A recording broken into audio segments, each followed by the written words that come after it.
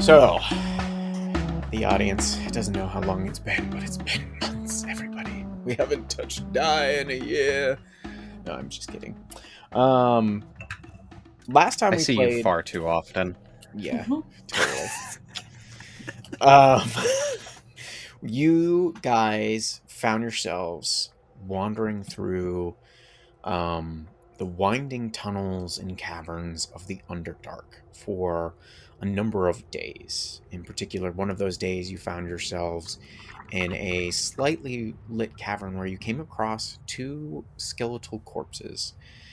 And in investigating them, you were set upon by four worm-like creatures called Gricks. They've got this parrot-like beak, this green worm-like body, and these little barbed tentacles that they use to try and pick you off and hopefully eat you.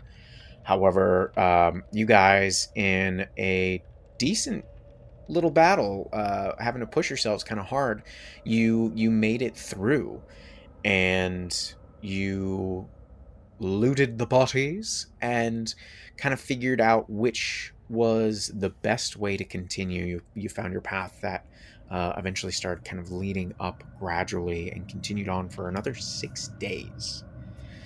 At which point you guys met at a very large intersection of two tunnels in which Brillineer told you that your way lied to the right and his path lied to the left. Or I should say theirs. They kind of told you keep an eye out on the kind of natural world down here, and hopefully you guys would see each other again if all things went well. And so you guys proceeded on to the right, and not too far and not too long afterwards, you guys found a very large and odd set of double doors sitting at an odd angle at the end of this tunnel, kind of superimposed amongst the rocks. And in investigating, you were able to determine that these doors belong to a massive structure that had been put there with the use of conjuration magic. You would believe some kind of massive teleportation circle, as Sifel was able to kind of pinpoint it down. And as you kind of had your hand against the door, and you had tried to use some other magic before, or no, actually it was in the detect magic, you felt like something was kind of interfering, but you were able to mentally push through it. And as you kind of let that fade, this massive, awkward door just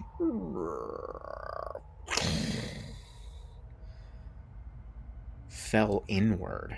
Or I shouldn't say fell inward, but swung inward.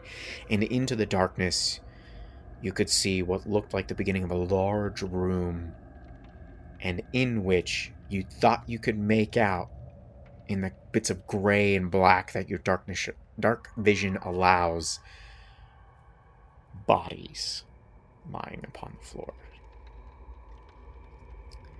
And that's where we find ourselves. What would you guys I had forgotten about the bodies. Yes. There. Let the bodies hit the floor. Sorry. You get 8 seconds. 8 seconds, Will. It's okay. If Danny was here, she would have immediately hopped up to the mic and started singing that, because that tiny little fiance of mine loves heavy, all types of metal music. It's hilarious. All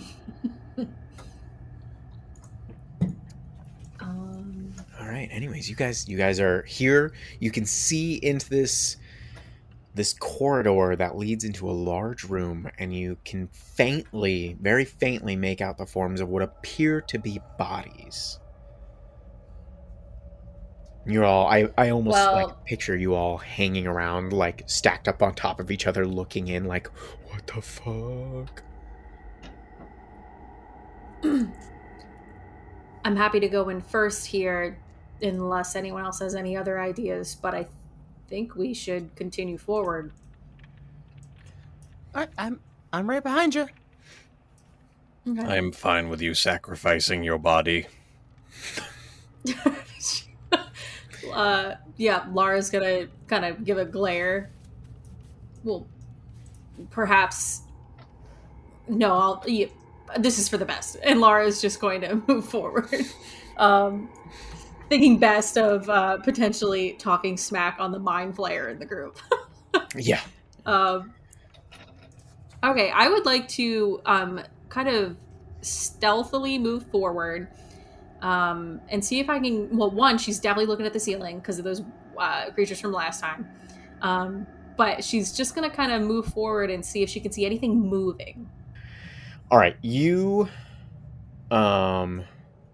creeping forward to see if there's anything alive in this area. Yeah, looking for signs of movement. If I can see that there's bodies, I'm just curious if there's anything like that we need to be worried about that's alive in the room. Okay, you've got dark vision, right? Mm-hmm. Okay. Now I believe technically by the rules, dark vision just gives you an actual perception check to see in the dark, but it's at disadvantage. Am I correct on this, resident rules lawyer? No, you can still see. You just can't discern color. If it's further than the 60 feet, Okay. All right. you can make that check. Good. All right. Here we are, moving you guys to the new map on Roll20. Very sorry, I just punched my mic. Way to go. We have to start everything over now. Do we get to talk about the governor again? Shut up. Those days are over. All right. Tell me when you guys find yourselves, and I'm sorry if the map is horribly grainy, unfortunately.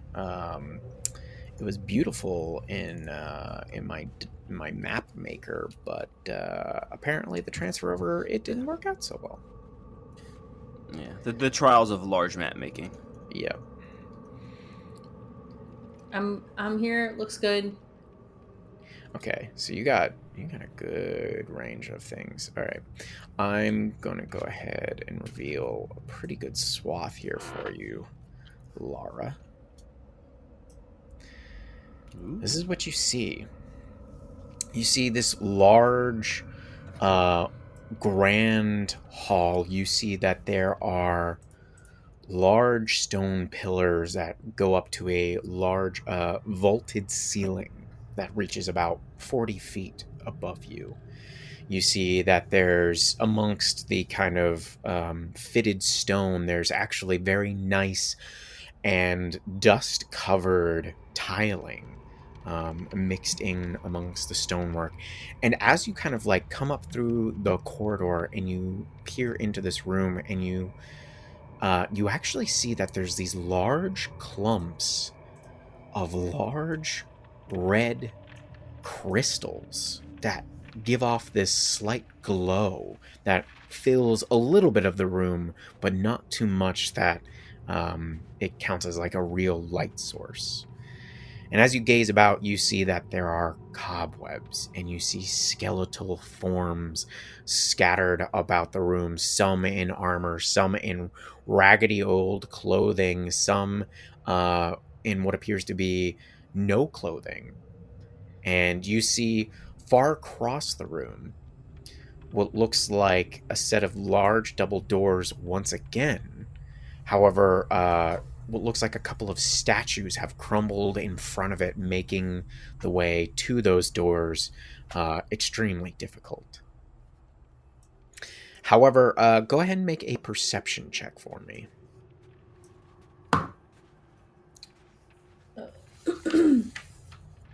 It's a 15. Okay. You see no signs of life. Okay. I would like to cast Silent Image and create the image of a person. And I think Lara will make it look like one of the drow. Okay. And I'd like to have him like appear on the east side of the room and just make it walk across the middle. Okay. All right. Let's get a drow out here for you.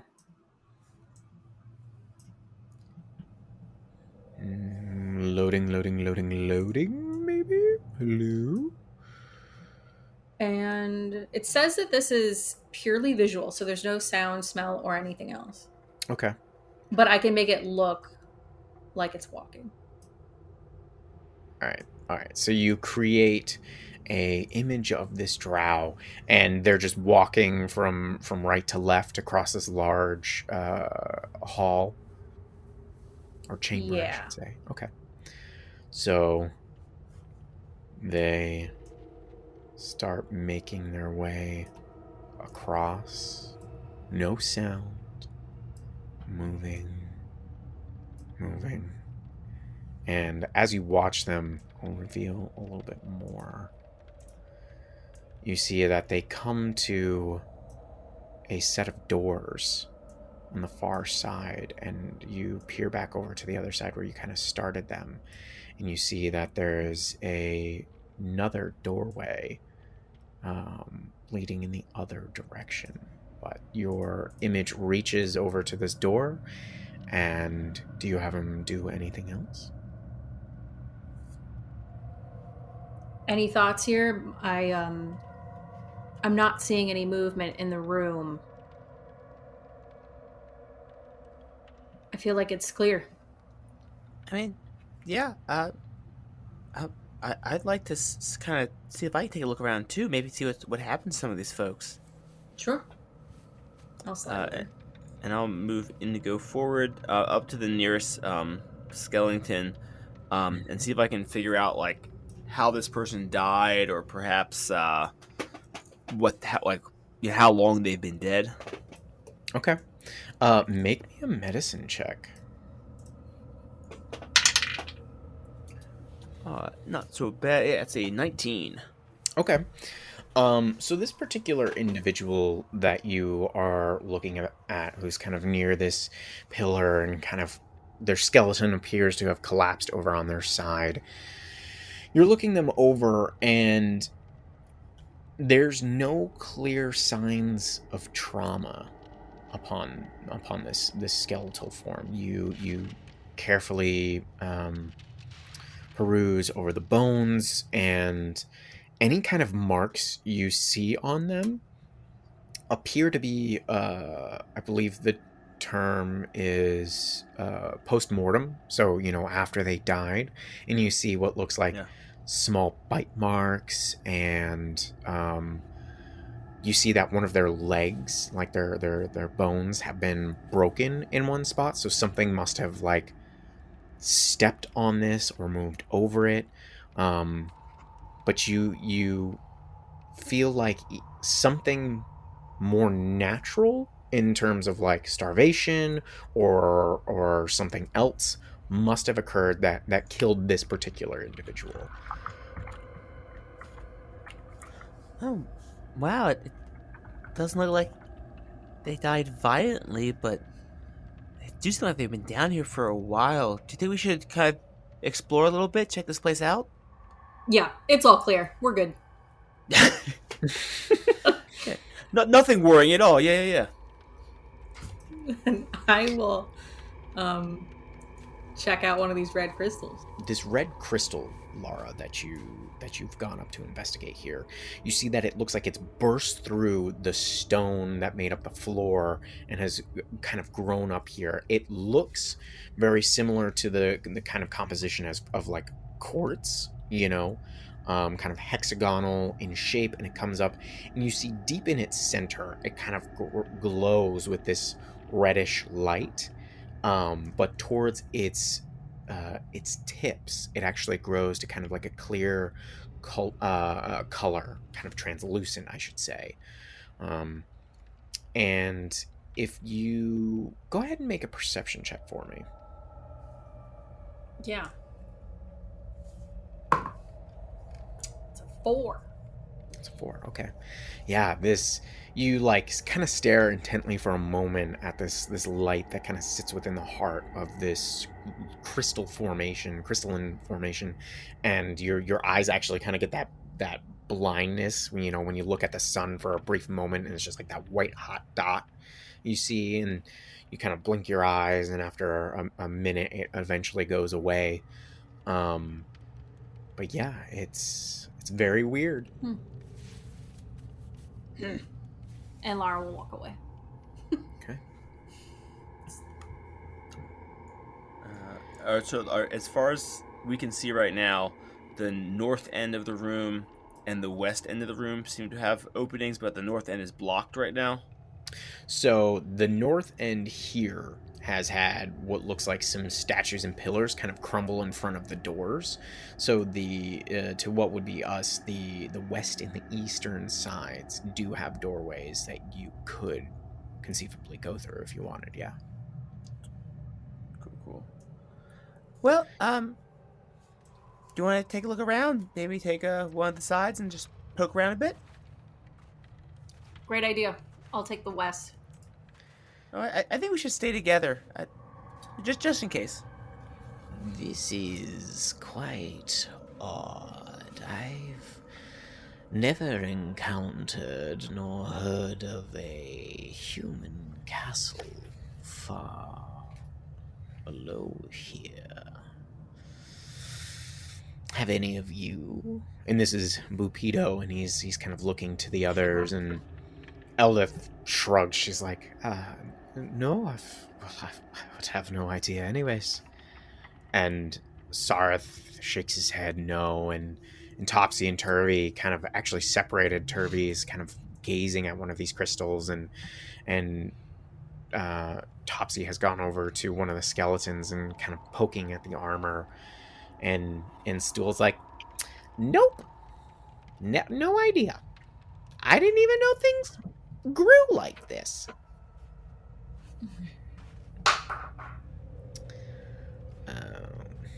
Well, all right. I don't remember if I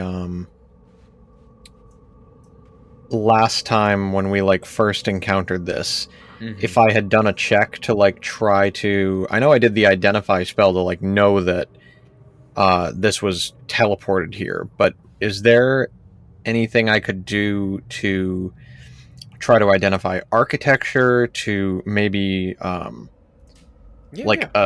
time period, or get some sort of scope of what this place might be? Sure, absolutely. Which specific thing do you want to do, or do you just kind of want all of it? Let's go with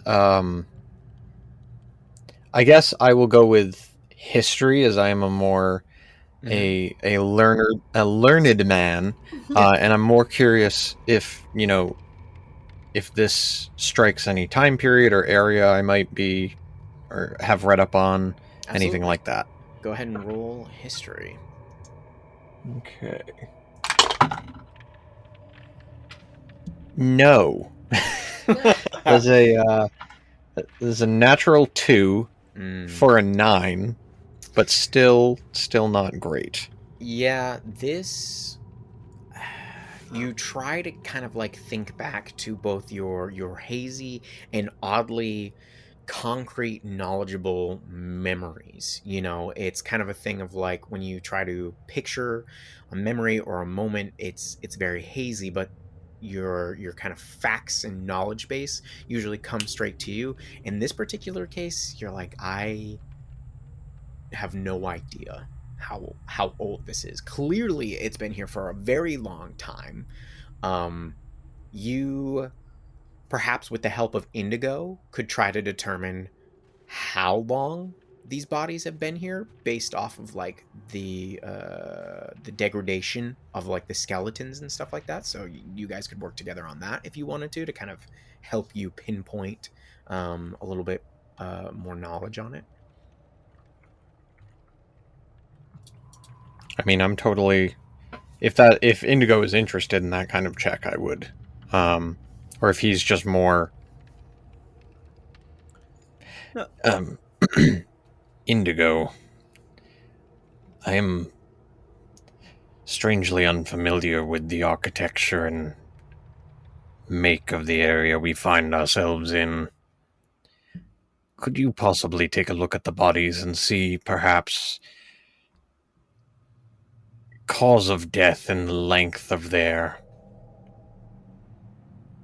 stay in this state? Well, hey, it's all good not knowing stuff. It just means you have a new chance to learn, Safel. And I did just took a look at one of the bodies, and I can't really tell what caused it to die. But as far as I know, all these corpses look to be human, which is kind of weird for down here. But maybe we put our needles together. We can try to figure out maybe how long they've been down here. So I would love to help him with that if you. Yeah, Sam. It sounded like you were gonna say something. What's up? Yeah, well, when Indigo says that about not really knowing anything about the skeletons, I think Lara's going to approach this one that is closest to her and break the skull with her foot. It doesn't even require as much force as you thought it did, because your foot makes contact and it just like crumbles into dust. But at that exact moment, you all hear this.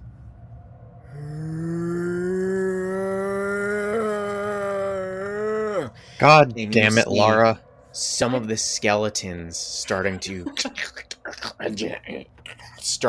pick themselves and like float up off the floor. Some of the ones in armor clinking. All of you make a perception Nobody check panic, their for bones me. are extremely brittle. They're all little bitches. A perception check. Mhm. Yeah, they're all little bitches. Man, I'm doing great with these perceptions. 6. Oof. 6, okay. Okay, Indigo has a 19. Safel has a 17. Okay. Safel and Indigo, you guys hear echoing from somewhere far in the distance. You don't know quite where from. You just hear a "No!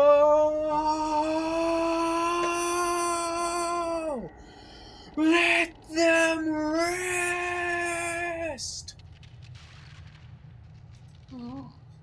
All of you roll for initiative. Woo! We doing this, baby! Welcome back to the madness table. I am going to make sure that never makes it into the audio.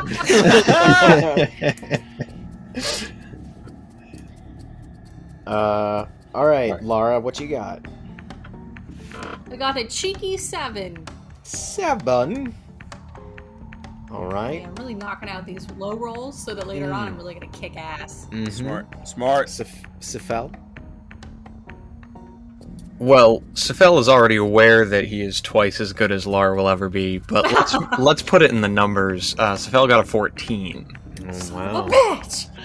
Son of a bitch. Lara just runs over and beats him over the head. Indigo, what you got? How would you like your first round on the ground? Yeah, that's cute, guys. Natural 20, total 22. Ooh! I'll mop this up for you guys. Don't you worry. I got Ooh, this. ooh, he's You know- spitting. I wonder You guys- too, because when you rolled it, you did this little fist pump in the air. Yes.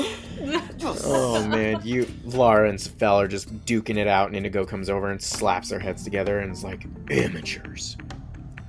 All right. It's business time. It's business time. All right, don't forget your NPCs. So we've got Bupido with Sam. So go ahead and roll that one for me.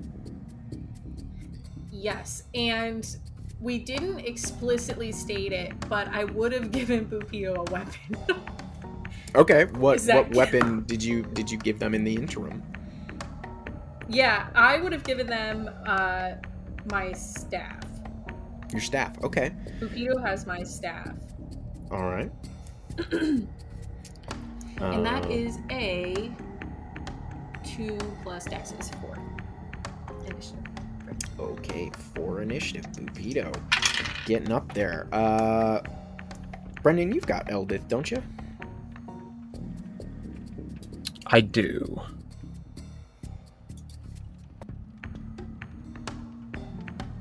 And then Andrew, you've got Stool and Sarith, if I'm correct. Yes, and I have Sarf with a 17, and I shit you not, our boy Stool also has a natural 20. Ooh, Damn. It is a flat 20. Okay. A 0 modifier. All right, what's Eldith got there, Brendan? Eldith, as I roll in this moment, How nice of you. is a 7.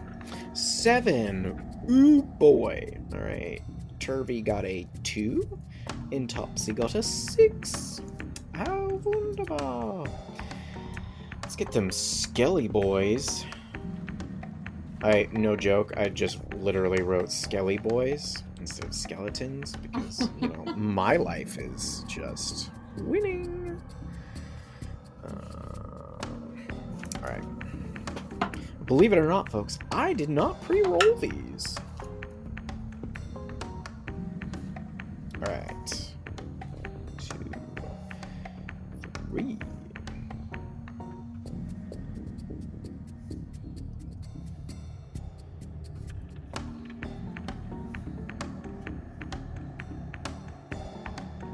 Alright. First up, as these skeletons come into view as they rise up from the ground, Indigo, you see them. What do you want to do? Oh yeah, so glad I get to finally do this.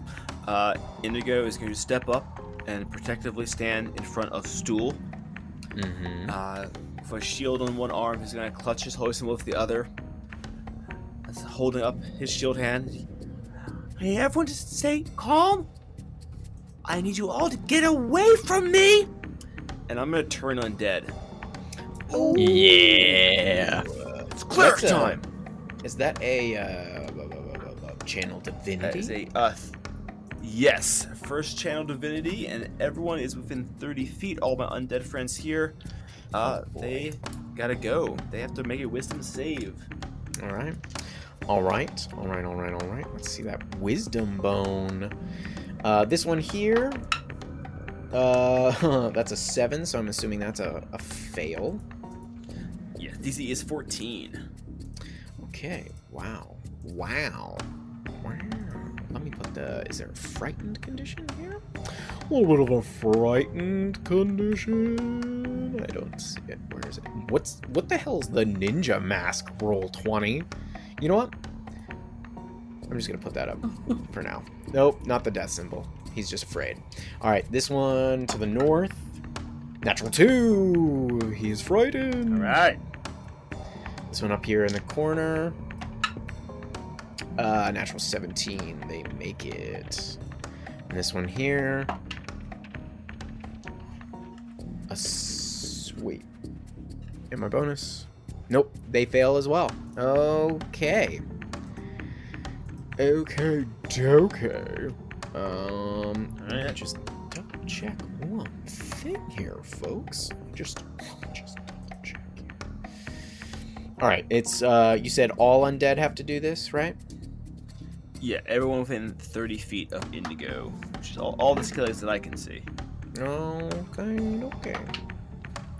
Alright, cool. And if they Cool. fail, Yeah, they gotta you spend got their turn running away.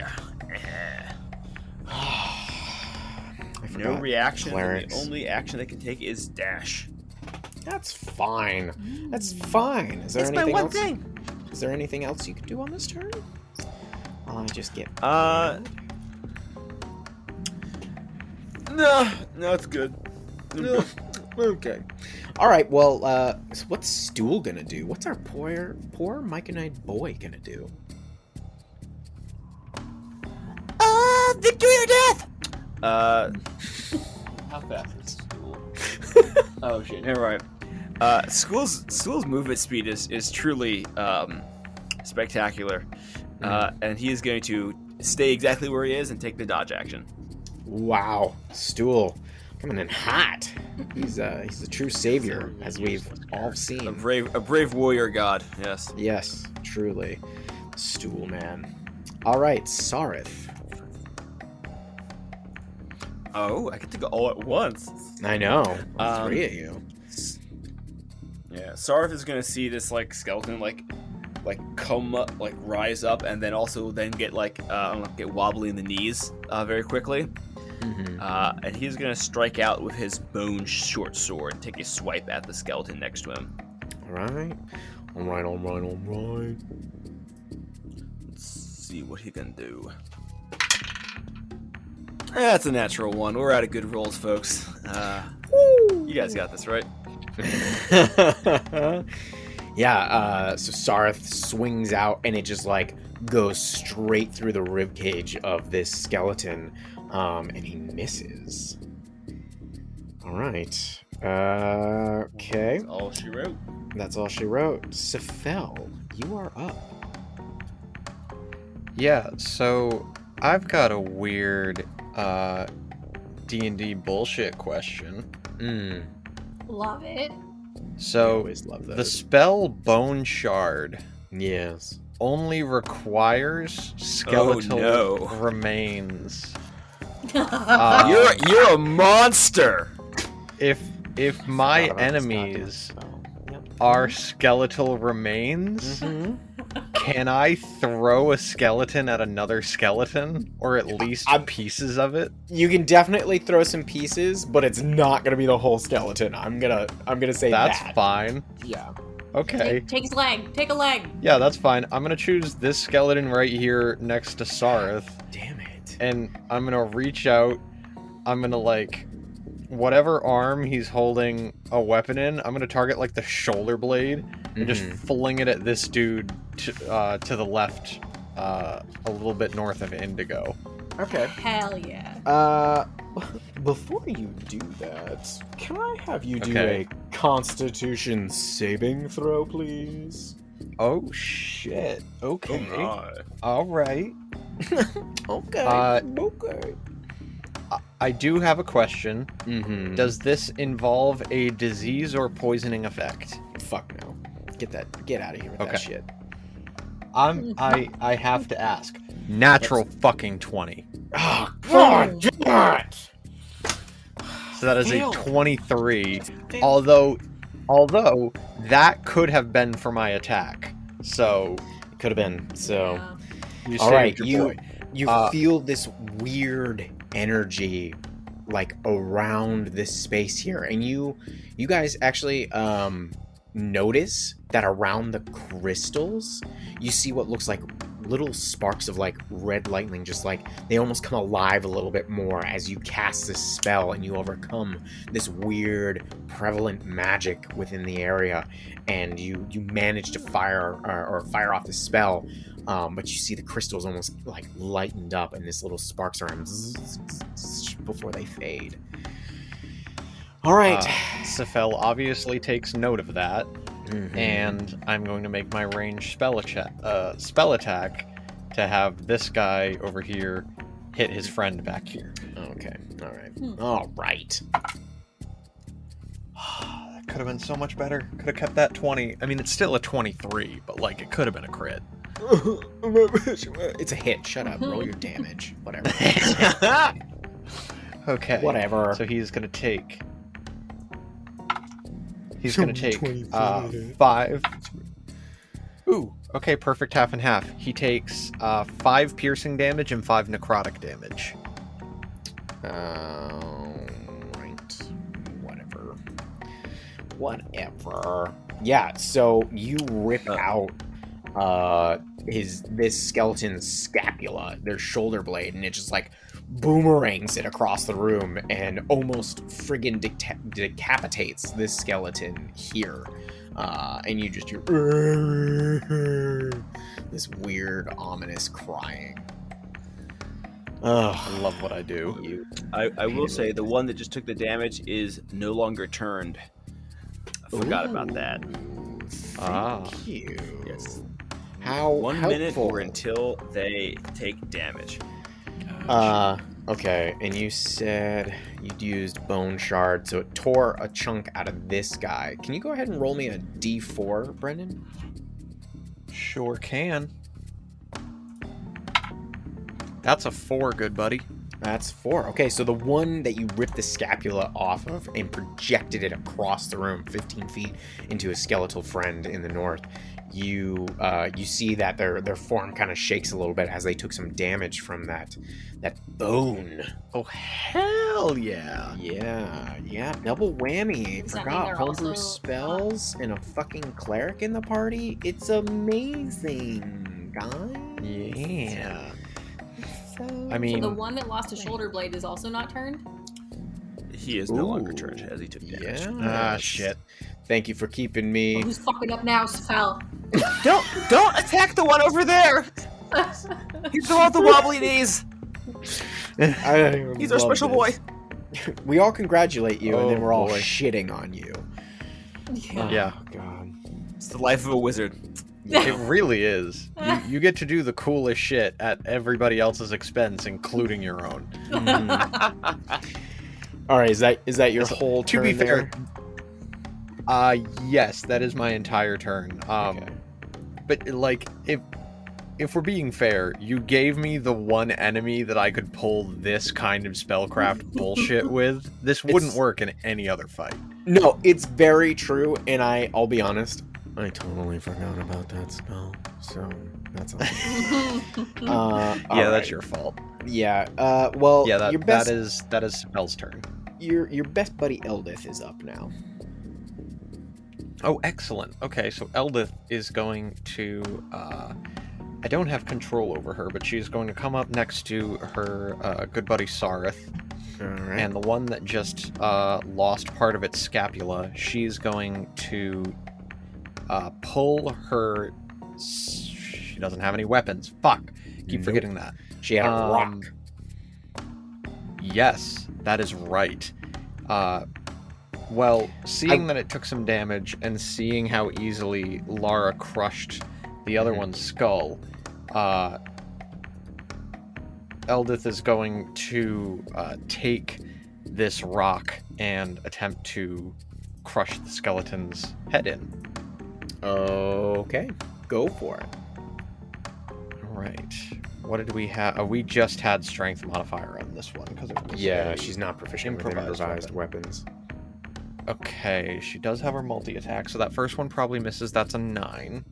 Yeah, that's a miss. And the other one is a natural 19. Yep, that one's a hit.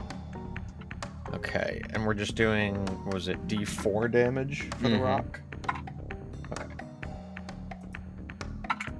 That is 3 points of bludgeoning damage. All right. So she swings in with this rock and actually manages to smash off the entire jawbone and into like the cheekbones and crushes through the nose and knocks off a good bit of it. As you see, she does quite a bit more damage than you thought with that swing. And that Ooh. skelly boy is not looking good. Okay.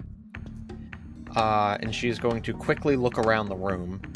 Are there any strewn about weapons? Did any of these corpses that did not raise have any, like, swords or real weapons on them? Without needing to make a perception check, that you see the one that is near, or she sees the one near Lara, and the one up here, and let me just double check, and the one over here actually have some short swords by their sides strewn about them. Okay.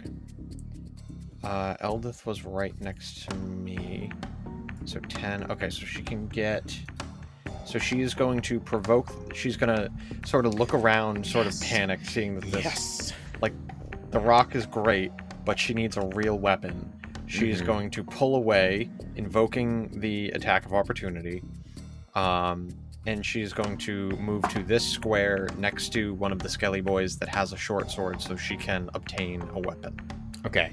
So this skeleton that you just hit, they are going to swing out with their short sword, and that is a 14 plus 4, so an 18 to hit. Okay, that hits. Does. Yeah. Yep. Okay.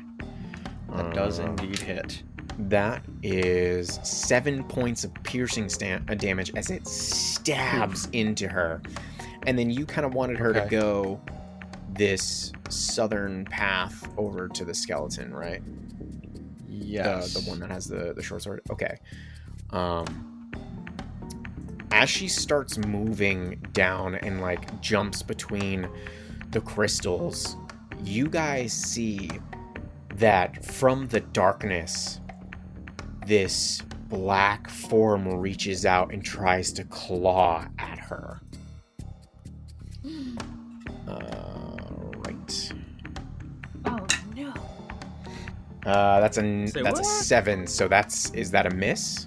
I forget what her unarmored AC is. That is indeed a miss. Okay, so you see this shadowy form reach out and try to touch her, and it just misses, and she doesn't even notice it as she runs over. And on her next turn, she can pick up that short sword. Yeah, I believe unarmored AC is just 10.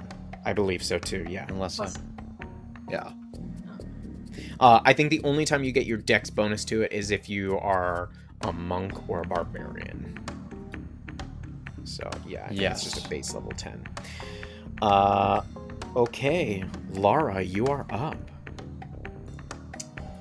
Okay, Lara she's got her club in one hand and the dagger in the other. Mm-hmm. She's going to yell to Bupito, assuming that standing next to the short sword, she's seen it. Bupito, grab this, and she'll like kind of nudge it with her foot. But then she's gonna go move around this skeleton to get to the one that is not frightened or turned. Excuse me. Okay, you're gonna need to take an extra step just because this space right here is actually a pillar. I think I can still do that. And, and this guy is still turned, so he can't take reactions if you want to. Yeah. I think you're looking at the same amount of movement either way. Okay. Yeah, we'll stick with this. So I'm between Indigo and the Skelly boy. Yeah, you're fighting the skeleton to the north. To the north. Yes, and I'm going to cast Booming Blade and attack with my club. Okay, so you cast a spell. I need you to make a concentration check. It's an 8. It's a cantrip, if that matters. Mm-hmm. No, hang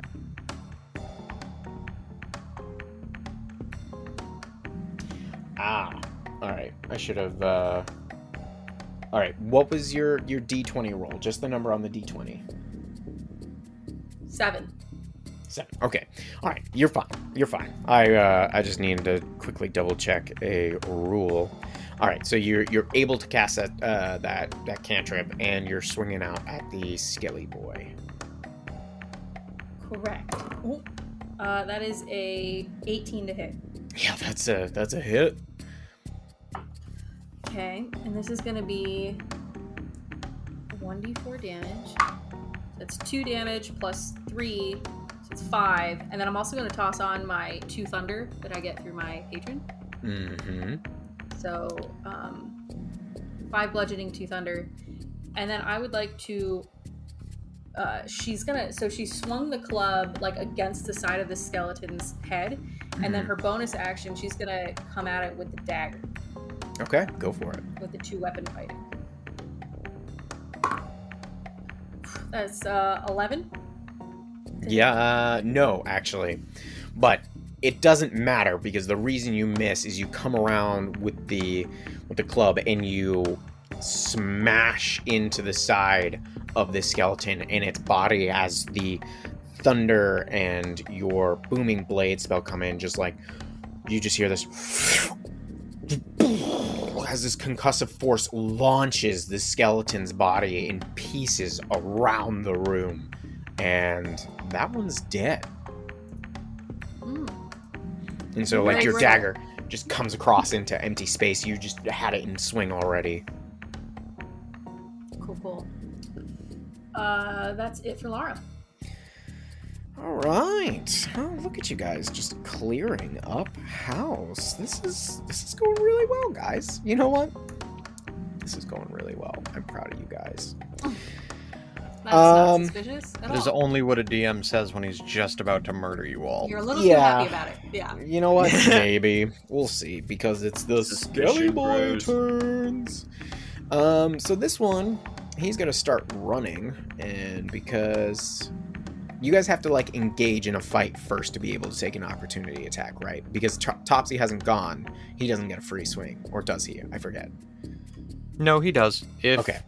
If any creature is in your melee range and leaves it, you get an opportunity attack. Okay. Well, unfortunately, Topsy friggin' misses, you useless little deep gnome. So this skeleton is going to run all the way into the corner, and it's just, like, hitting into the wall and, like, clawing at it, trying to get away from Indigo. That one's dead. The next one farthest to the north and kind of near the blocked off door is going to move 5, 10, 15, 20, 25, and get up on Lara and Indigo, and is going to swing at Lara with their short sword. Let's see if this Roman numeral die wants to help me out today. Alright, that is a 16 to hit. That is.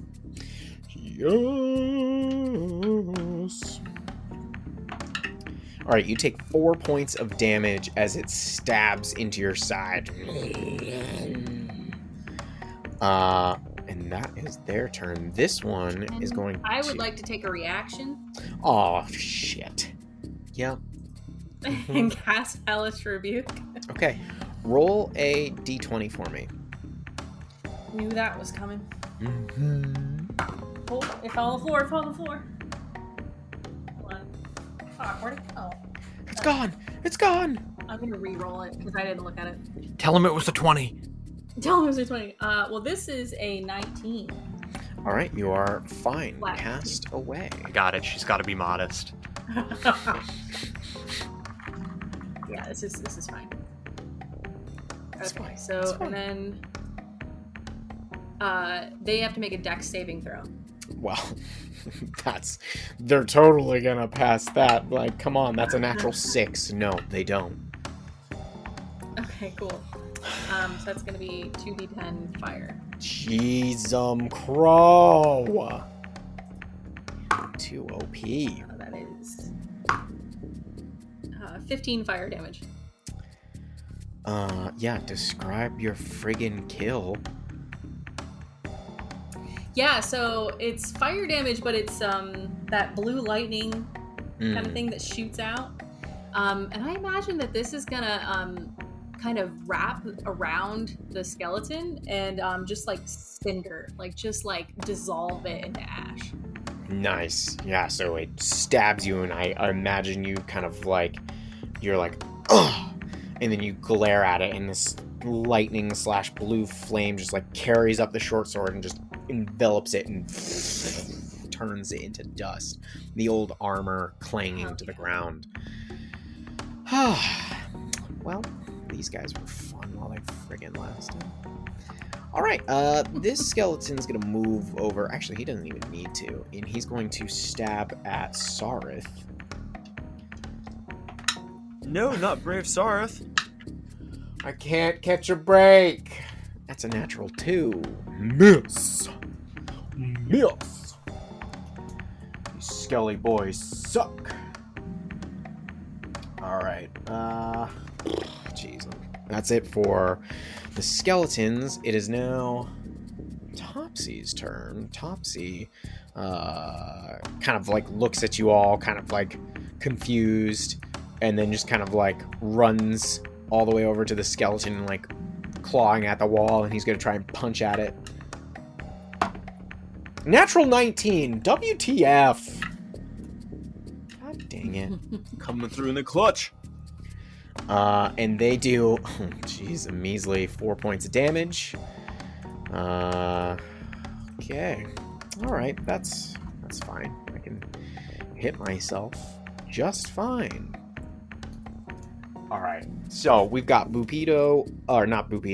Topsy running up into the northwest corner, taking a stab at things. Now it is Bupido's turn. Bupido is going to hop over, move 5 feet to grab that short sword that Laura indicated, and use his turn to just swap weapons, because I think he's gonna have to stow the staff across his back and grab the short sword. Okay. So that's probably all that he'll do. So as Bupido starts running towards the body to pick up this short sword, another one of those dark figures kind of reaches out from behind Bupido and tries to take a swipe at him. Oh, no. It's a natural 16, so that's a 20 to hit. Oh, yeah, that's not good. Yep. They take 9 points of necrotic damage. Oof. And they take 4 points of strength damage. Jesus. Bupido's down. They've got 13 hit points. What do you mean they're down? Didn't you say 9 and 4? 4 strength damage. Strength damage. Oh, I'm sorry. I was not paying attention. I didn't even know that was a thing in 5e. The hell I is didn't strength either, damage? which is why I'm like... Oh, you guys will know why in a moment here. And you see as Bupido's been hit, and he's just like, "Ugh!" and kind of like crumbles to the ground, trying to get this this short sword and changing it out.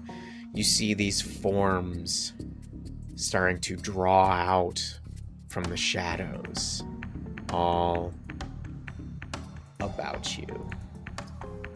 Oh. Mm. Oh, that's Yep. not good. It's not good. Alright, so that was Bupido's turn. And coincidentally, it is the Shadow's turn. So, let's have a little fun. We gotta move Bupido first, don't we, though? We gotta have him over here.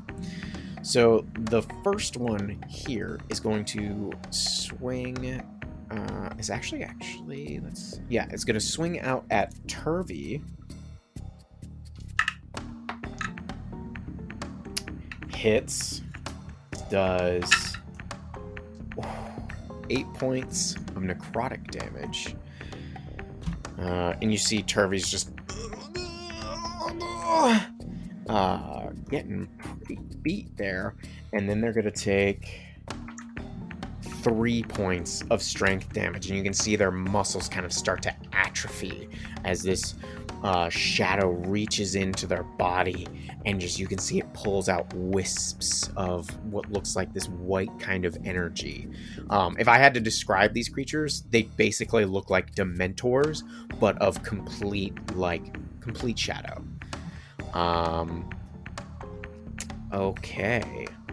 And then this one here is going to...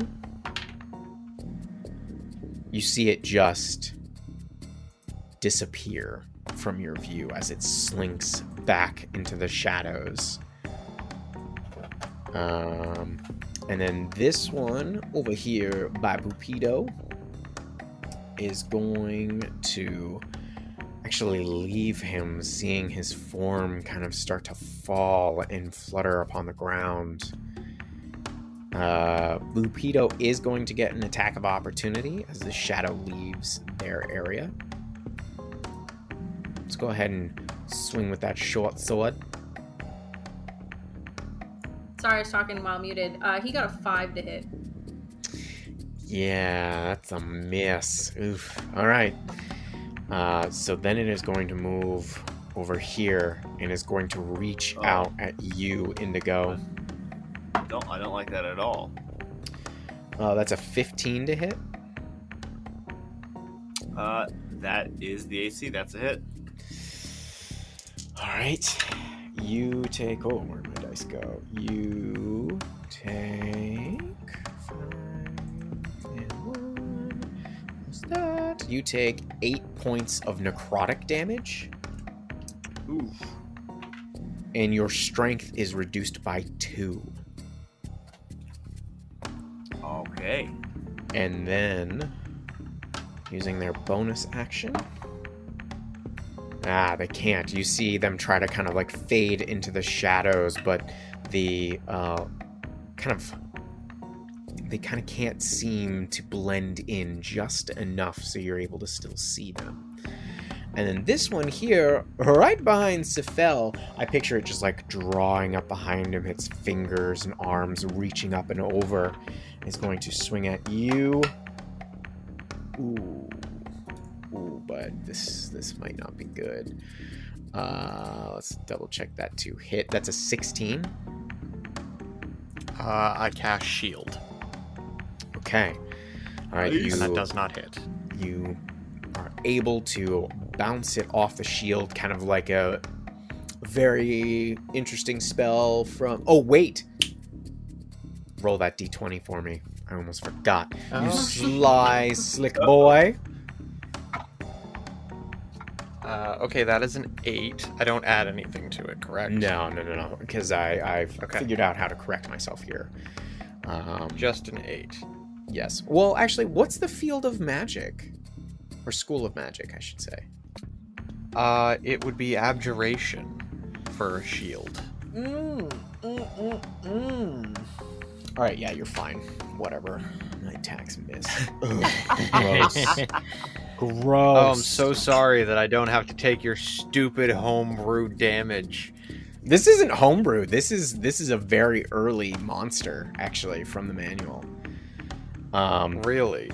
Yeah. Because I thought strength damage was only a Pathfinder thing. I haven't seen anything like that.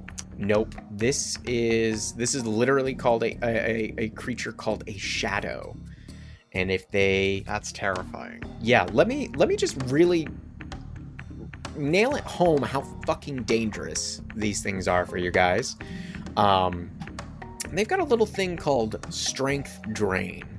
So if they hit you, you take 2d6 necrotic damage, and the target strength score is reduced by 1d4. The target dies if this reduces its strength to 0. Otherwise, this reduction lasts for a specific amount of time. And something else nasty happens if that person dies. So, enjoy that little tidbit. Wow. Fuck your shield. Wow. You Okay. were saying strength damage. I'm like, you mean the Pathfinder shit? That is awful for 5e. Because, like, Pathfinder is one thing where your scores can get into, like, the 30s. Mm-hmm. A d4 to your strength for a shitty strength rolled character is awful. Yeah. Yeah, it's quite bad, guys. And then this one, you see, disappears back into the shadows behind you. And you cannot see it. Okay. Last but not least, Turvy, they don't know what to do, so they're just going to run as far away as they can.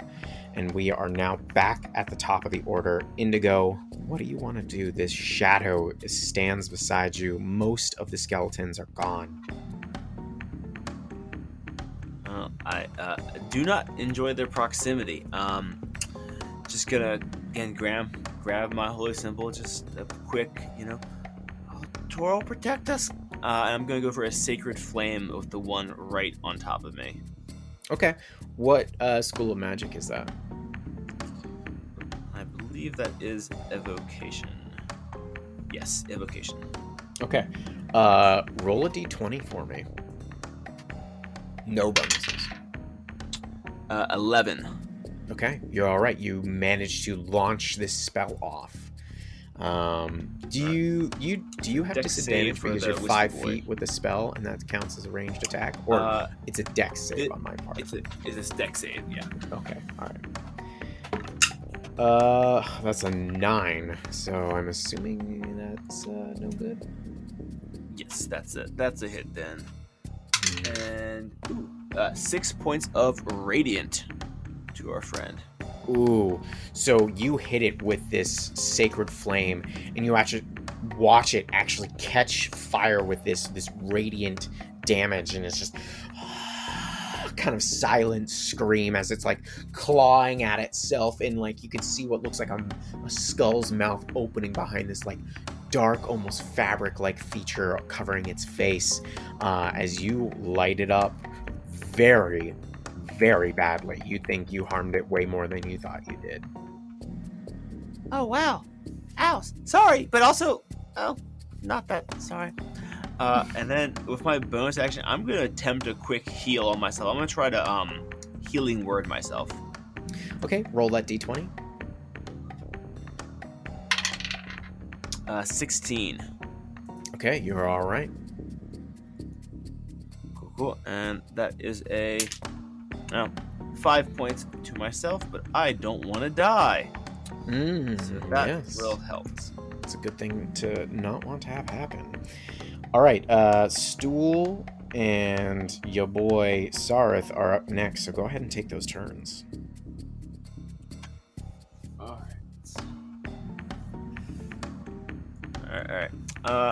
For my beloved Stool, I can't risk him. He's too precious. He's gonna take the dodge action again. Okay, he takes that dodge action.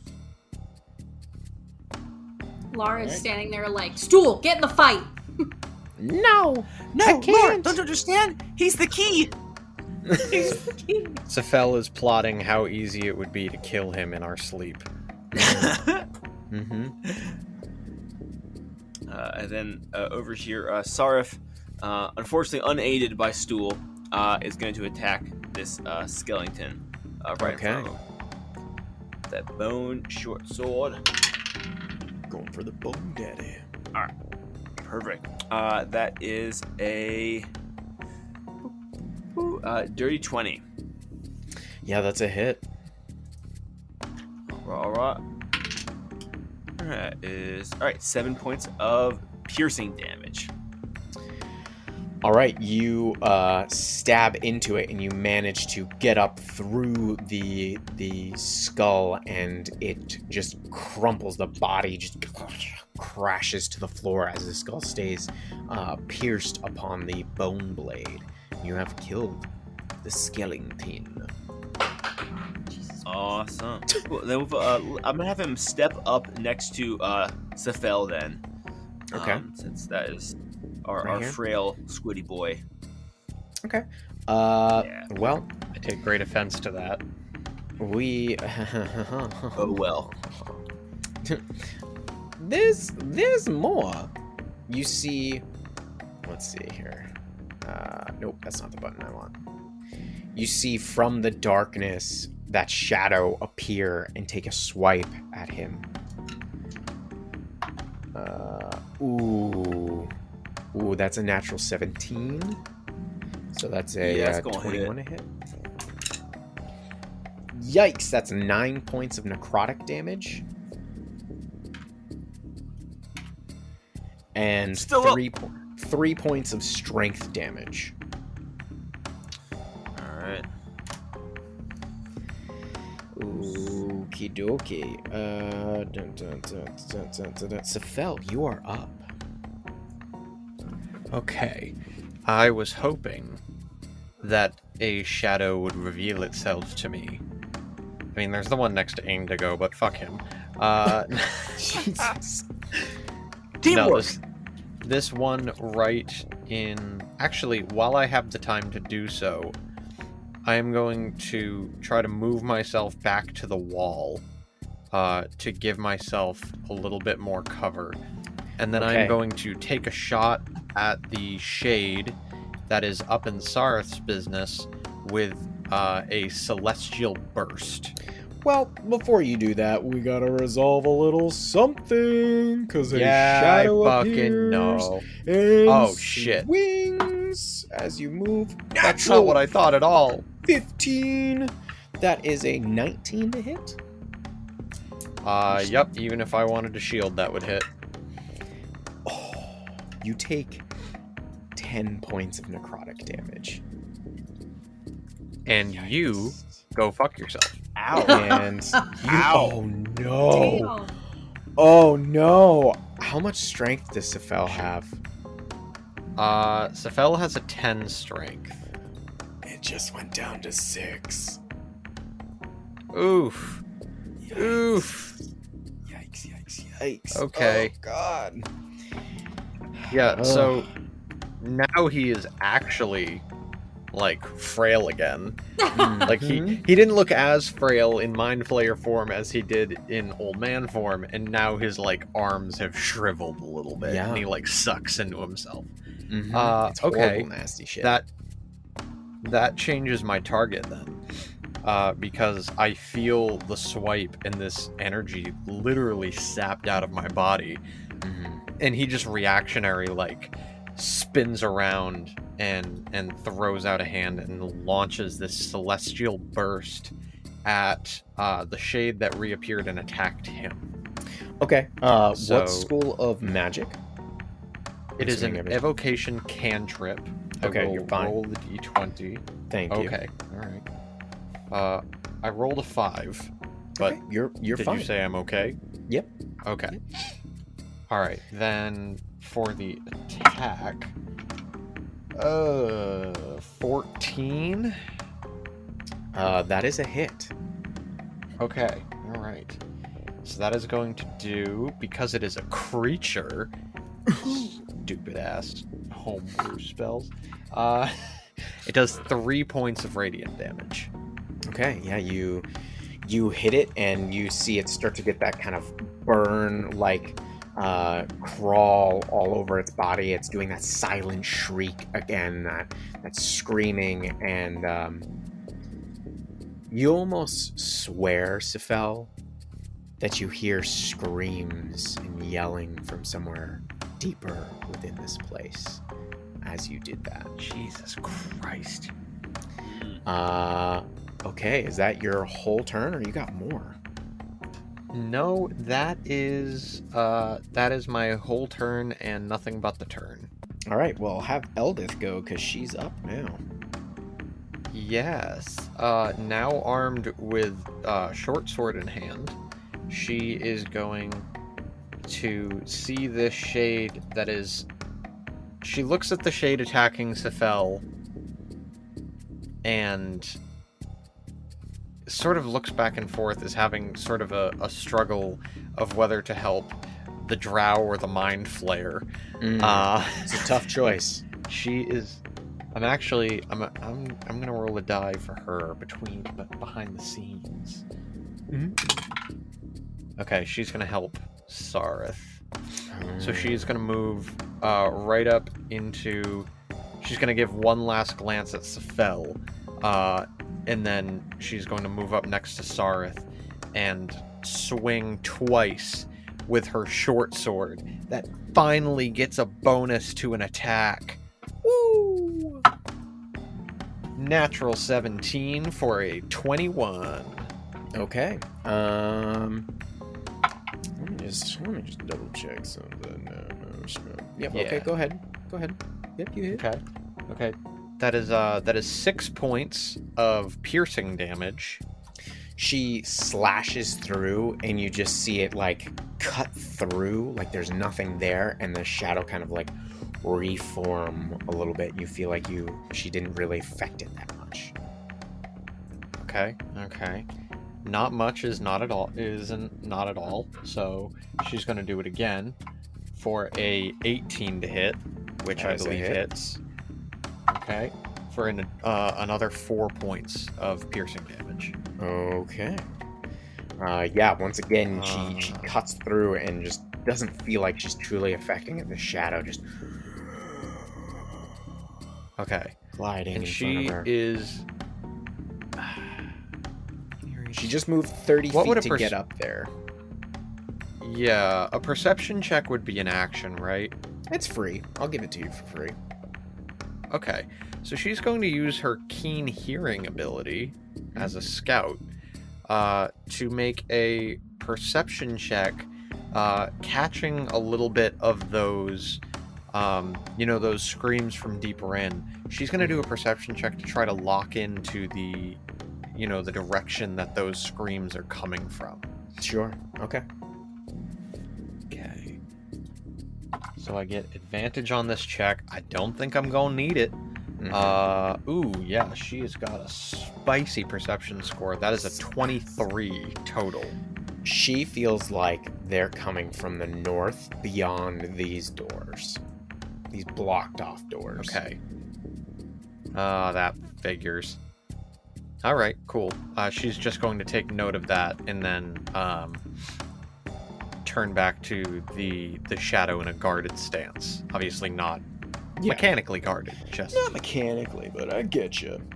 No. Like, it doesn't do anything, but it looks cool. Flavor guard.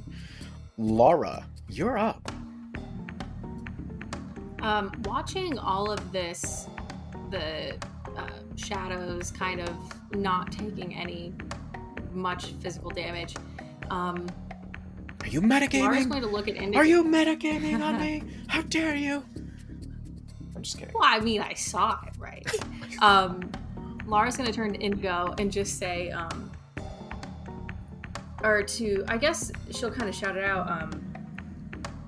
Do we think that these crystals are a source of power here? Should we be attacking the crystals and not the shadows? Is it a free action, I'm assuming? Yeah. To talk, it's free. Yeah, totally. If you're gonna monologue for like 5 minutes, I'm gonna be like, your first sentence probably got out, but filibustering the combat. The idea come had on, occurred Senator to me. Sununu, really? Come on. I'm just kidding. Governor, whatever. If you have a means to attack them, it's not a bad idea. Yeah, fuck it. I'm gonna go ahead and I'm gonna move. I'm probably gonna take. Yeah, it's fine. I'm gonna move closer to it, and You're gonna take an attack of opportunity. Crystal. Let's see. This metal die has been nice to me. Natural 15 for a 19. Oh yeah, it's gonna hit. Oh yeah. Oh. How many hit points you got? I've got 10 right now. You just took max 12 necrotic damage. Oh, Well, I guess it's a good thing Laura's resistant to necrotic damage. Oh, shit. Yeah, buddy. Yeah. Oh. Point. Counterpoint. There are only a few times in a PC's life that you get to give that kind of middle finger to your DM. You relish that moment, Sam. You know what? I'm very happy that happened. However, you still take 2 points of strength damage. Okay. All right, so you're gonna swing at this crystal. Yes. What you swinging at it with? And I'm gonna swing at it with my action is gonna be the club. Mm-hmm. That is only 8 to hit, but it's a crystal. You hit it.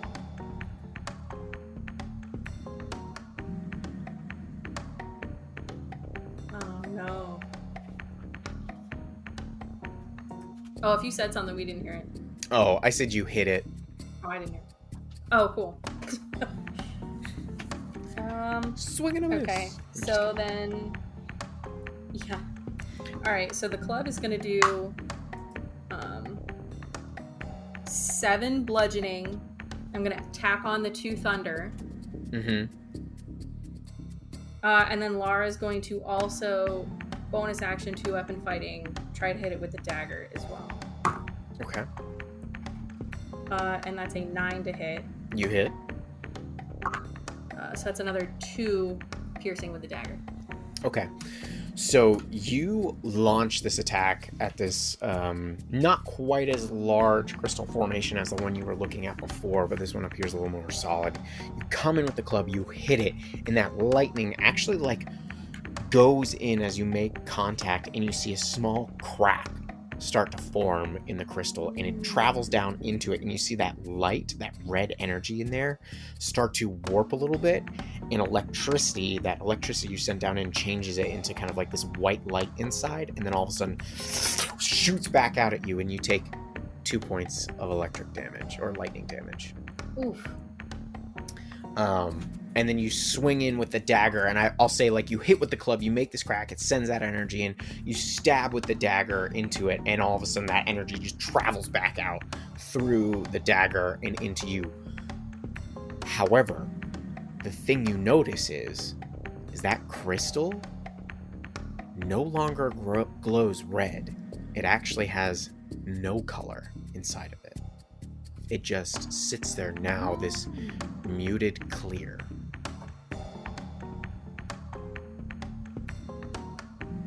I turned it off.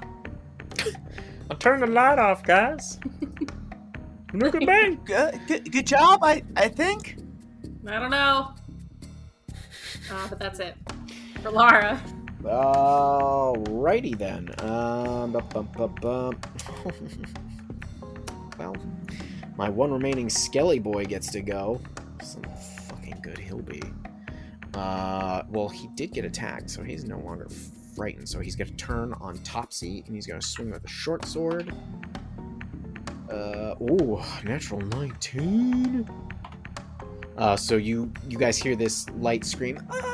As Topsy gets stabbed with this short sword. Doing a little bit of damage. Just a little bit of damage, guys.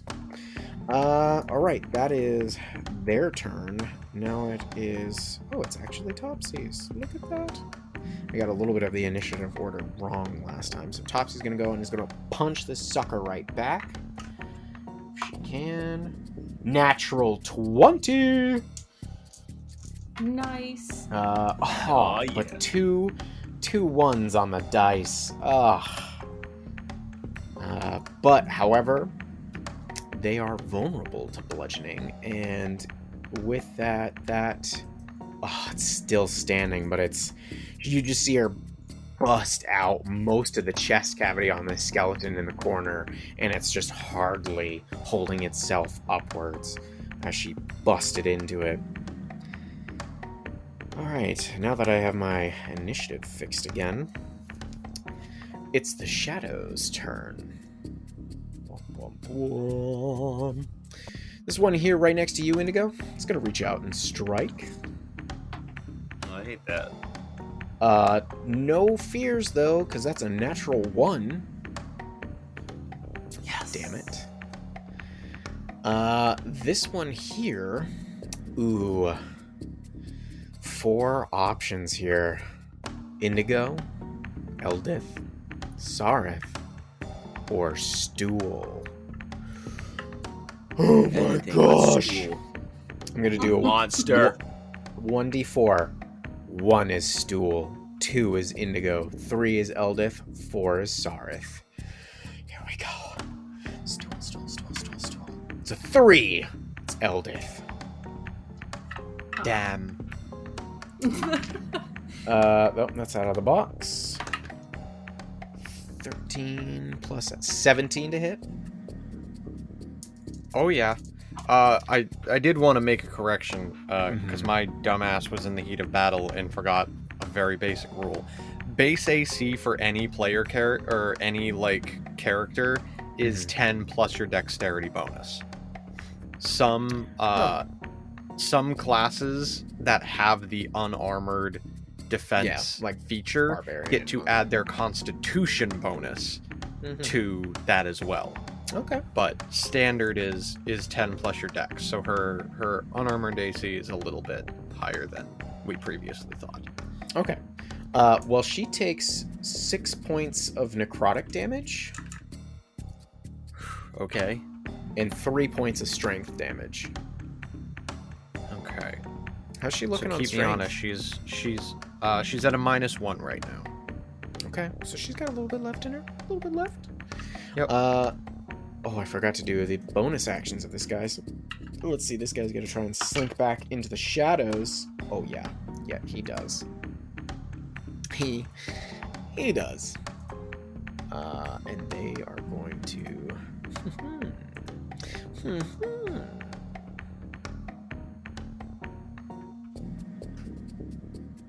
Yeah, this will be interesting. Okay. And then the one that just attacked Eldith is going to attempt to do the same thing. But no such luck. And then, finally, the one near Sefel. That's okay. We can skip him. And I don't think he wanted to go anyway.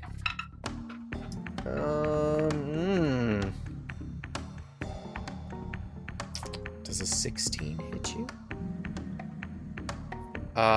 It would. If I didn't use cast another spell shield. slot, you gonna do it? I am.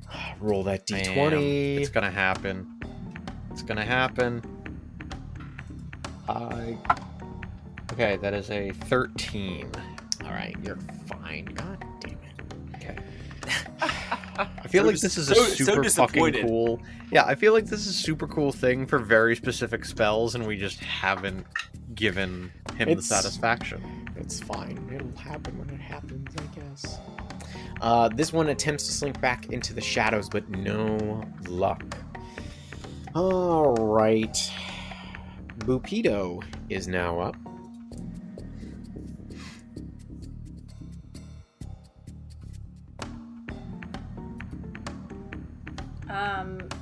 Sorry, I'm still thinking through what you just said. You said the one that attacks Sefel tried to slink back in the shadows and it can't?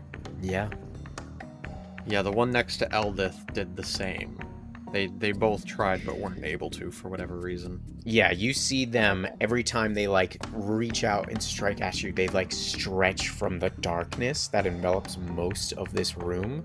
And as they try to slink back into it, there's just like you just manage enough to see like the discrepancies in their movement amongst the natural darkness that you're still able to pinpoint where they are. You think they're like trying to hide on you after they attack you.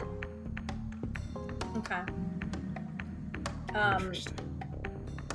Yeah, Bupido on his turn is going to attack the crystal nearest to him, having heard Lara scream out about it. Okay. He moves over. And he's gonna go for that. Go for it. Swing the hair.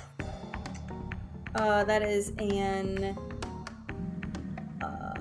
it's an 11, but he lost 4 strength, so it's a 9. He hits, thankfully. And he just like tings off of it. Cool. So that's gonna be a...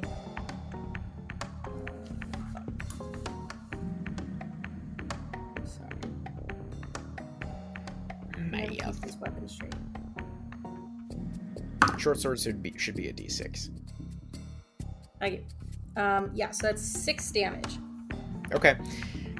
He like swings into it, but his blade kind of like bounces off, and he's not quite sure if he really dug into it or not. Just like, I'm not sure if I can really make a dent in this. Okay, well that's it for him. All right, next up is Turvy. Turvy doesn't really want to fucking do anything around this, so they're just gonna run this way. All right, back up at the top, Indigo. Oh yeah. So this is a spooky place. I'm looking down to the south towards Sefel. Does Indigo have a clear shot at the shadow here harrying our mind flayer companion? You do, and you also have this one here as well. It is like real close though. Don't love that. Also, looking around, I think Safel and Lara have both taken some hits. Who's looking worse? I don't know how to tell you that. Lara. Zafel is okay. He looks a little beat up, but he doesn't look like he's on death's door either. I don't think that Lara's background, like, she's not one to show that she's hurt, but she's taken some hits. I'm like hurting, but not really hurting. I'm a tough guy. I'll probably go down, and then you'll realize how bad it was. Cool. Well, in that case, you're fine. You're fine. I am going to, again, kind of raising a hand up, swirling above my head. I'm just going to shoot a burst of radiant light. I'm going to try guiding bolt the one over by Safel. Ooh. What's the school of magic here? This is some good evocation. Fuck. Okay. Roll a d20, please. 7. You're fine. I kind of want to fail this check. I do kind of don't know want what to the know, fuck is happening. Like, Right? like, you know how terrible that is? Like when someone tells you the stove is hot and you're like, I know they're right. And so logic tells me not to touch it, but I really want to find out. No, I know, right? Every time you guys, you're kind of seeing a pattern here. Every time you guys cast a spell, you notice that the crystals in the room seem to react. Like there's that bump in their brightness and that kind of like little spark around them, and you feel like something's trying to interact with the magic that you're conjuring into your hands or through your staffs or wands, however it is you manifest your magic. Something is like almost interfering or trying to warp it. You can just kind of feel something's wrong in the general area here. It's wild. Don't like that. I don't like that one bit. No. Three primarily spellcasters. It's not a great problem to run into. No. Casual. That is going to be a 19 on the guiding bolt, though. Ooh, yeah, that's a hit. How many dice you rolling over there? 4d6? Yep. Oh shit. Wow. Yeah, it's 14 points of radiant damage. Wow. Describe your obliteration. I would just love to. So yeah, Indigo stand there. They raise their hand up, swirl it around, gather a bit of light as they're kind of muttering under their breath, and just let out this blast that goes right over Stool, right past the one shadow, and then just absolutely obliterates the one by Safel. And he gives you a toothy thumbs up. Nice. Hey, Eldith. How very anime of you. Yeah. That's what I'm here for. Eldith, because of your keen hearing, you feel like you hear after that this kind of like that same yelling. You feel like you started to hear it and then it kind of like got choked off into this garbled cry. Just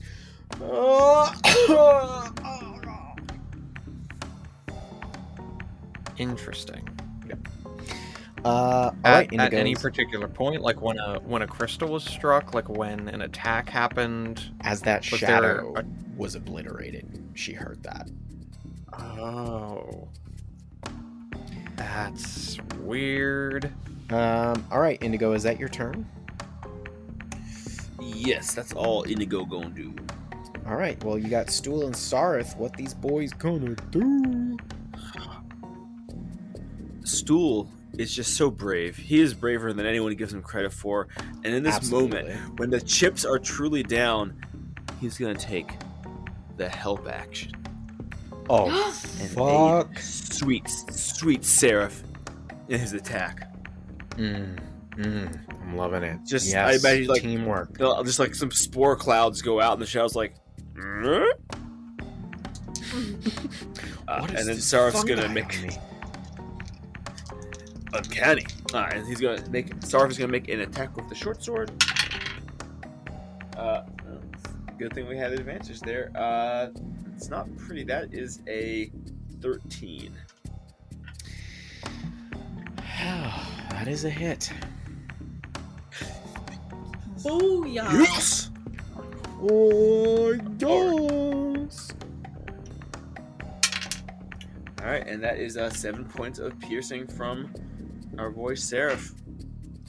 All right, once again, feels like that damage coming through doesn't quite fully penetrate, but this shadow does seem smaller in size now after that swipe. Excellent, excellent. Alright. The Indigo Boys rest. Alrighty, so Phil, you're up. Just been saved by All right. Indigo. How does that make you feel? That the young this is- hobgoblin just took over for you. Yeah, if I'm remembering correctly, because it's so much time between our filming of episodes.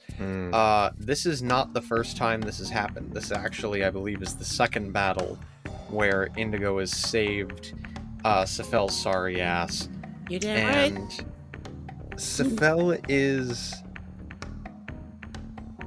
I think, between the intelligence that he sees coming every blue moon from Indigo, the attacks that do that much damage, the knowledge to use radiance and the power behind it, there's a very thin line of something that could almost be confused with respect budding for Indigo. Must be so difficult for them. Yeah, no, it's a hard time. So Sephel is going to acknowledge that. Like any healthy emotional moment, he's going to suppress it to be dealt with later. And he is going to step out to get a clear shot at this shadow harrowing Eldith. Okay. And he is going to cast a Celestial Burst once again. Roll that d20. Okay. 8. You're fine. This DC must be so low. You're fine. Just cast your stupid Alright. stuff. Alright, it's a 17 to hit. You gonna be okay, bud? Yeah, you hit. It's whatever. Okay. Alright, well, just know I care about you, okay? I want this to No, be you fun don't. for you. No, you don't. No, you're right, I don't. That's why I rolled 6 points of radiant damage. Describe your kill of the shadow. Yeah. He is going to process those emotions, not healthily. He's going to repress them. He's going to step out, and in the first steps of processing is going to have that denial bargaining sort of phase where he needs to now prove his own usefulness. So he's going to sort of copycat and reach his hand up, grasp that almost Legend of Zelda manifest something that in the air that wasn't there before, grasp this ball of light and curveball toss it at this shadow and blast it back from whence it came. Whence it came. Once again, Eldith hears another choking, what almost sounds like sob as this shadow disappears. And it is her turn. Okay. There's one skeleton remaining in a shadow that has disappeared somewhere. You don't know where. Okay. She doesn't have anything she can do at the moment. What crystals have already been attacked? The one here next to Bupido and the one to the north up by Lara. Okay. Now that she doesn't have to worry about getting attacked by this one that Sephel just destroyed, she's going to take a step back to this southeastern crystal, and she is going to swing at it with her short sword. Okay. That is... oh, well, they don't have a high AC. So tell me. It is a natural 7, and I'm forgetting her modifier at this point. Oh, yeah, she's going to It was an 11 to hit. Yep. Okay. Yeah, she hits.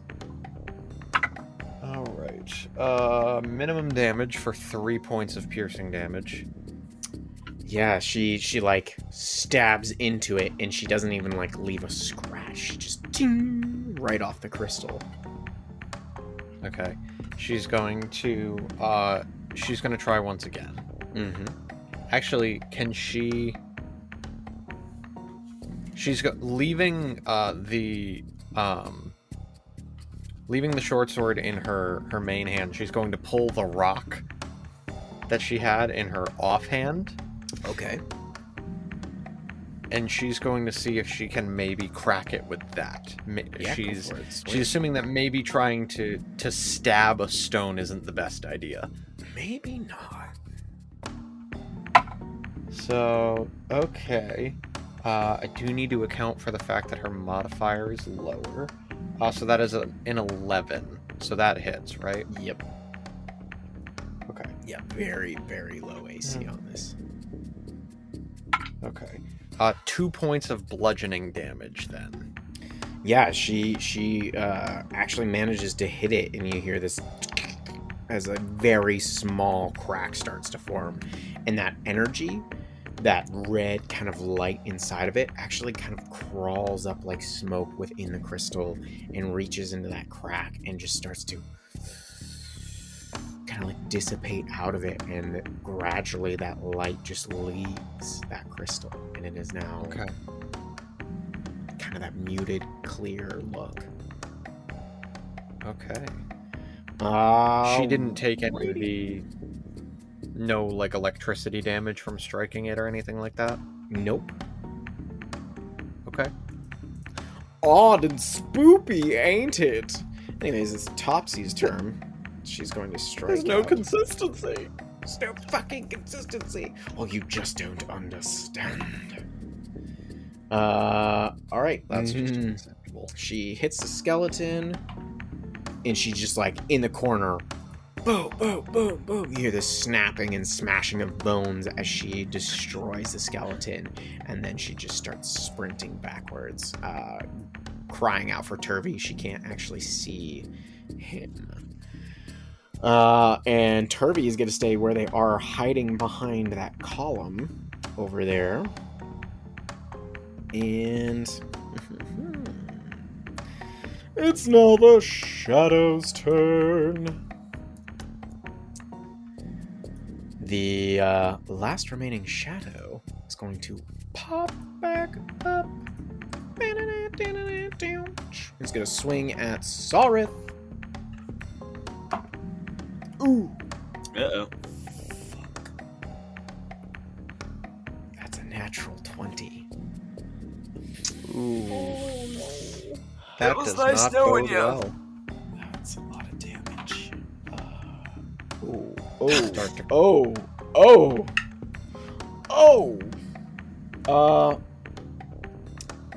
That's 15 points of necrotic damage. Holy shit. Let me just check on something. A quick Google search, if you don't mind. That's great. That's not concerning. Everything is fine. Is this a question to if necrotic kills on No. reducing to Oh, 0? that one I already know. I'm wondering if the Okay. strength damage is also doubled. Oh, that's interesting. Okay. All right. You might have a hard time Googling it. Nope, I got it. It came up right away. It is not doubled. So Nice. Sarth takes that Really? 15 points of necrotic damage and 4 points of strength damage. How's Sarth doing? You know, how are any of us doing? Sarf is unconscious with 3 strength points left. Oh, fuck. Oh man. Just out of curiosity, how many hit points did he have left before that hit? 4. And what is his max HP? Thankfully 13. Okay. So yeah. Oh wow. Okay. Well, Sarth is down, and let's see if the shadow can slip back into the shadows. Nope, they are not able to. Okay, Skelly boys are dead. Shadows are done. Oh, Lara, we totally skipped your turn. It's your turn, girl. What am I doing? I'm so sorry. I wondered, but no, it's fine. I gotta get better with the initiative tracker on Roll20 so we can all help keep me accountable. So please take your turn. Lara's gonna sprint south to where the shadow is, and I would like to cast Witch Bolt. Make a Oh D20 roll. Not related to the attack. Those are some big guns. That's an 11 flat. You're fine. It's whatever. He's so sad though. It's the perfect thing that no one will be able to appreciate is watching Will's face. It's like every time there's another check, a little bit less excitement graces his face because there's no satisfaction to be had. Well, I'll tell you right nuts now, because it's I think for every single one of these checks have been like an 8. Yeah. Well, I mean, it's a cool thing that's in the book, and it's just like, it's never gonna happen. So, it's just disappointing. Yeah. Anyways. So make anyways, your I'm gonna attack roll. now. Yep. Yeah, do that thing. is a 19 to hit. Yeah, it's a hit. Okay. It's a hit. And I'm gonna roll my d12. I rarely use this dice. What kind of damage do you? Yeah, nobody uses the D12 on it, honestly. This is lightning damage, Okay. and it creates an arc between me and the shadow. Yes. So we shouldn't lose him. Alright, that is 2 lightning attacking on the 2 thunder. Okay, you feel like you hit it with this lightning bolt, and while it attaches the two of you, you see it kind of like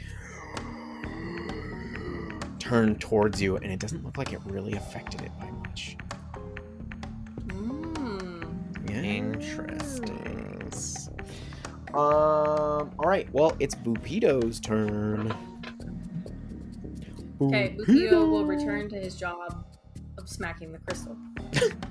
Smack that crystal. And that is a 21 to hit. Yeah, that's a hit. And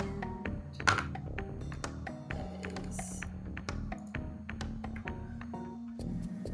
5 damage. Yeah, a little bit more. He actually. Oh my gosh! Excuse me.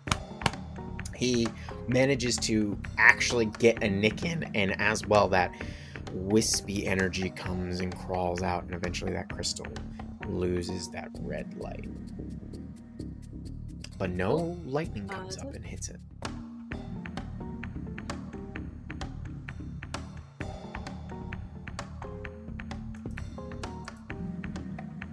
Okay, that's it? That's it? Yes. Thank you. Babupido. Alright, Indigo, you're up. Alright, well, as they have, poor innocent Seraph. Can't forget about him. I dare not. I dare not forget. I will rush to their aid. Yeah, I'll stay where I am, though. I am gonna, risk the weird crystal magic ritual yet again. I'm gonna go for a quick wow, sorry, my brain just stopped functioning there. Sacred Flame. Okay, yeah. Just full stop. No, we're back. Sacred Flame. Forgot Roll that Sacred D20. Flame. I know. That's a 9. You're fine. Do your Cool. shit. Oh. Make a little deck save, why don't you, huh? Make a deck save. Yippee! That's a 3. Total of a 5. So yeah, not gonna be much. Yep. All right. That is 8 radiant damage. Describe your kill.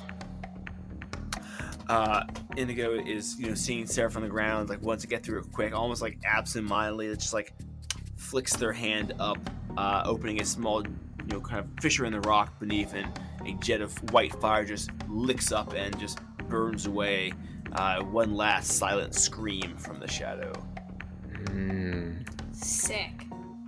And you guys hear everything become quiet as you stand in this hall and things kind of tone down. You see the skeletons around you, the blasted points where these shadows once clawed from the darkness at you. And actually give me a moment because something interesting might have just happened for you guys.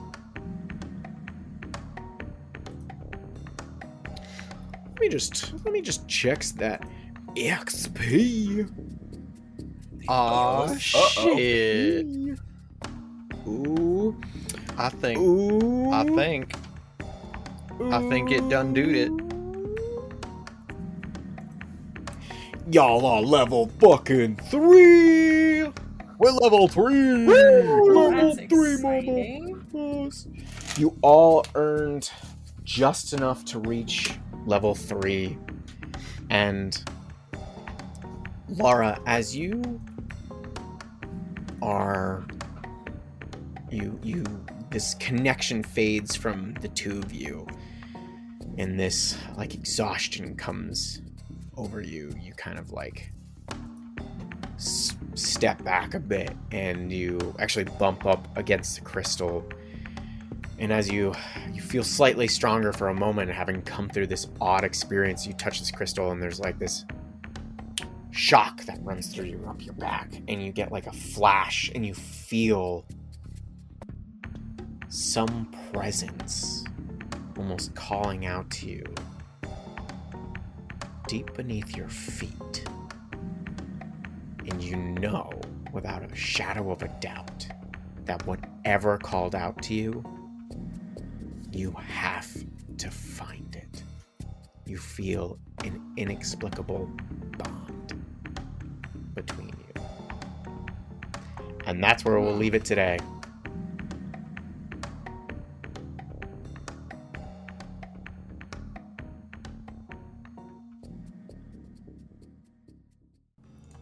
Hey everybody, this is Sam Conklin. I voiced Lara in The Madness Table. We are so delighted to have you here. Thank you so much for listening to our dinky little podcast. We pour our hearts into this, so to have you here is just, it's the world. If you haven't already, we have a Twitter, Instagram, and Facebook at The Madness Table. You can also shoot us an email at themadnesstable@gmail.com. We would love to hear from you, love to hear how you're enjoying the show, any questions you have for the characters. We might even shout you out in some future post show notes. So please do so. If you're loving the podcast, we would just adore you if you shared it with a friend. And that's it. So we'll see you in 2 weeks for our next episode when... Madness continues.